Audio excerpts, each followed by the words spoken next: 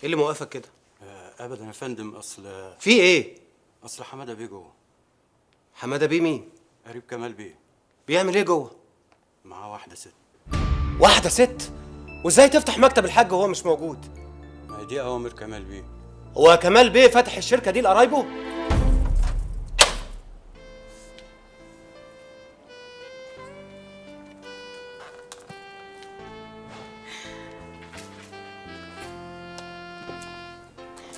وحشتني موت موت موت. لو عايزني اكتب لك المعلم باسمك اكتبه، المهم نرجع لبعض.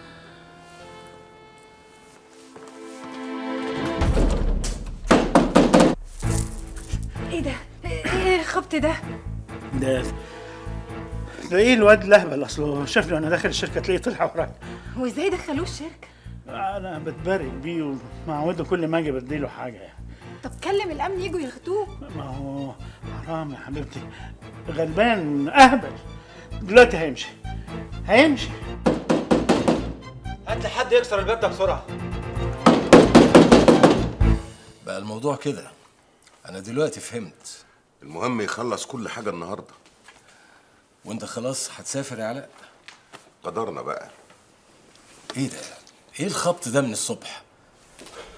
ايه يا بيومي، في ايه؟ اشرف بيه ماله؟ جه وعرف ان حماده بيه قاعد في اوضه الحاج خليل وقلب الدنيا. يا نهار اسود، ودخلهم جوه؟ لا، هم قافلين الباب عليهم. اديني قاعد، مش منقول من هنا لغايه ما يفتحوا الباب.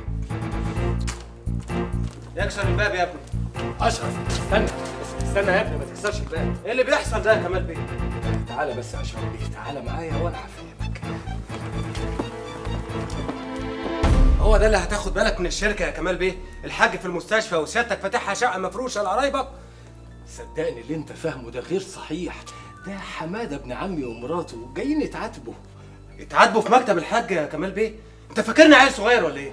علشان خاطري تعالى معايا بس وانا هفهمك. خلاص يا جماعة اتفضلوا انتوا. افتح يا حمادة. حمادة افتح. أنا علاء. في ايه؟ ايه الدوشه والخبط ده؟ انا مش قايل الواد الاهبل ده ما يدخلش لغايه هنا؟ دي فوضى، شركه ملهاش صاحب وكاله من غير بواب. لا، ده قليل ادب، انا لازم اروح له. عشان خاطري يا اشرف، اقعد بس وانا افهمك. اقعد. اهبل ماشي، اديله حسنته من بره كده ويمشي، مش يدخل لغايه هنا. خلاص بقى يا حمادة، اهدى بقى وما تعصبش نفسك كده. ده الأمر كله معاك أهو. عشان كده علاء انا ما بحبش اجي الشركه دي، اصل دي مش شركه، دي طابونه. يلا يا ناس يلا بينا. ايه علاء بيه؟ جيجي عماله تكلمك ما بتردش عليها ليه؟